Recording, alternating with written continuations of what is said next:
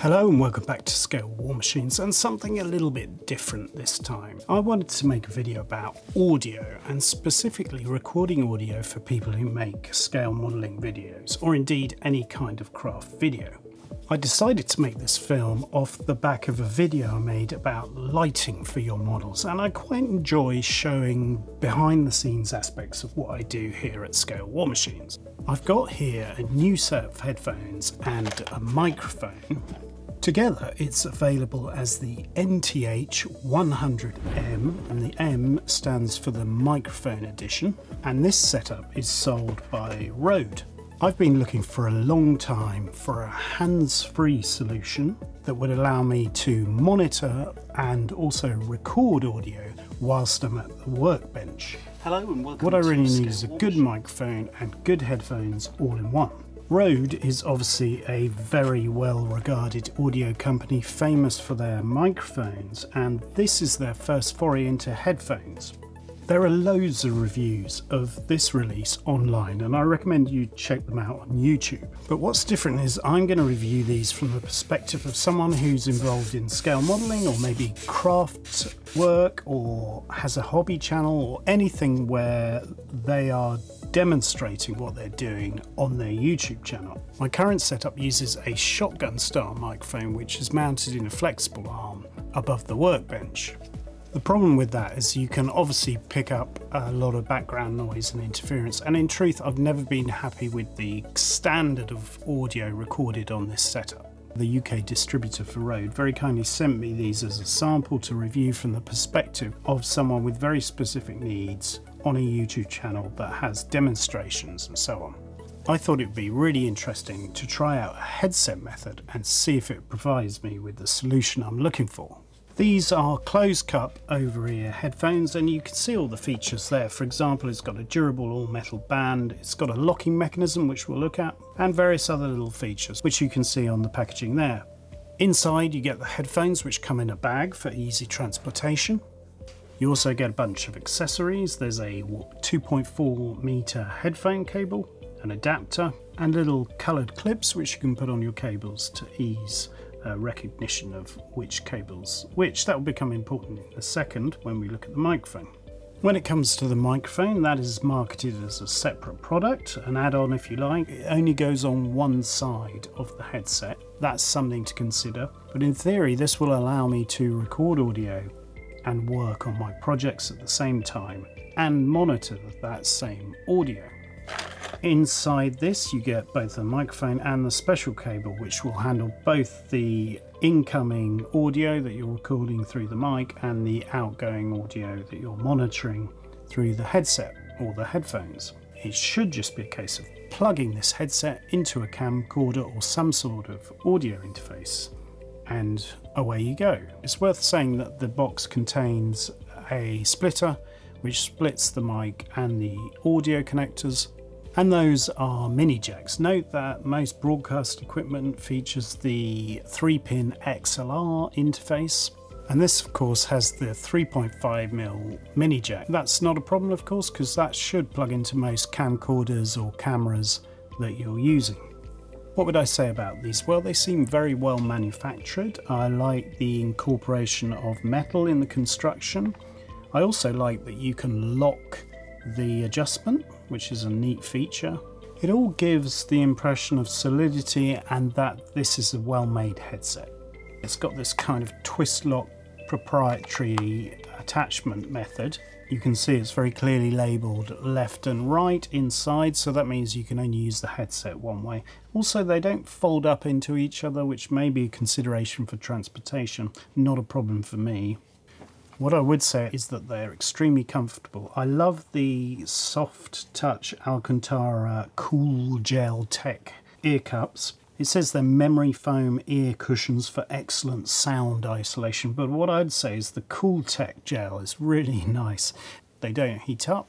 If you leave them in a room, they adjust to a sort of cool ambient temperature, which is a neat touch. So far in my experience, the headset is just the right weight.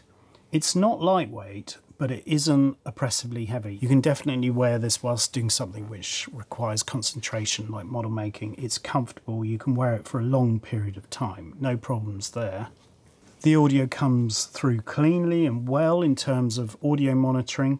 They're definitely as good as my Sennheiser HD25s, which I've used in the existing setup. I don't personally notice any real difference. I'm not an audio expert, but in terms of monitoring for broadcast or filmmaking, they're perfectly adequate. The quality of the sound is good, and the soft cushioning does help to isolate it so you can focus on monitoring it. For the purposes of my usage on this YouTube channel, they're perfect. When I get to edit this video, I'll also use these to monitor the audio, and I'll report back on that as well at the end of the film.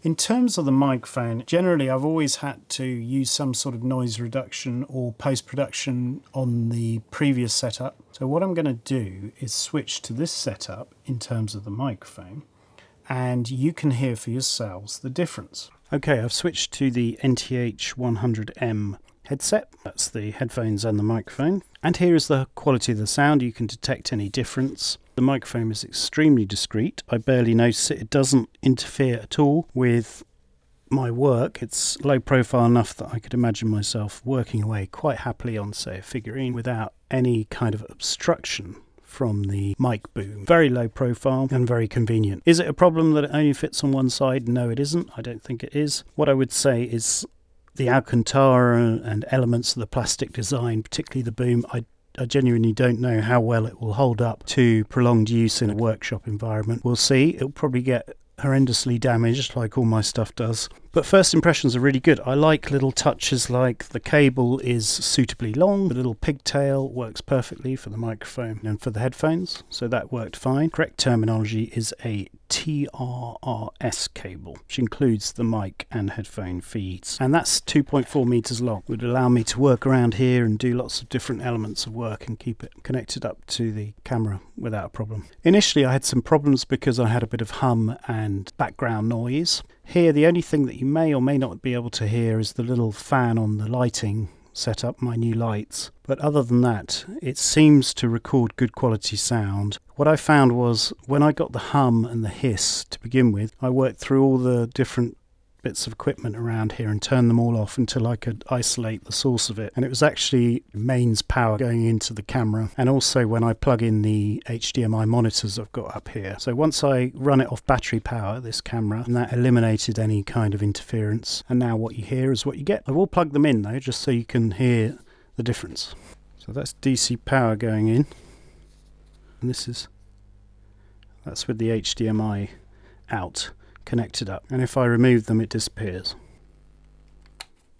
There we have it. So the price point for this Rode product is in the description. It comes in a lot cheaper than the headset I was originally looking at. It feels broadcast quality. Certainly for this setup it's perfect. The price point is kind of in the middle. You seem to get low cost headsets more for gaming and computer use, slightly more expensive ones, and then you get very expensive ones, and this is sort of in that middle area. Only time will tell how good it is for long-term use, but I'm really optimistic. I think the sound rendition in terms of monitoring with these headphones is really promising, and the microphone seems perfectly up to the task. What I really like is when I wear it, it's comfortable, it's lightweight, and because of what I'm doing in terms of modelling, it really needs me to be able to focus on the job in hand, paint, spray, and I could totally imagine this working for that. It's very comfortable for wearing over long periods. I mean, I did swap out and have a coil cable on my other headphones, and that sometimes got in the way and hooked up on things, but this is a nice long uncoiled cable that works really well. So all in all, I'd give it a 9 out of 10 in terms of initial impressions,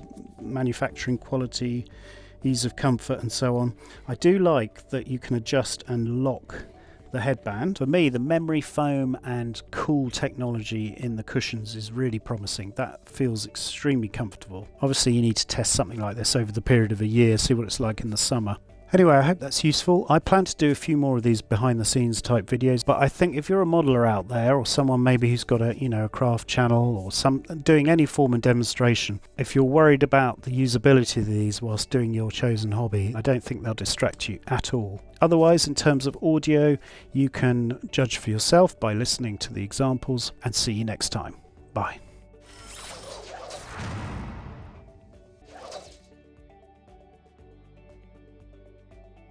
Subscribe for our latest videos.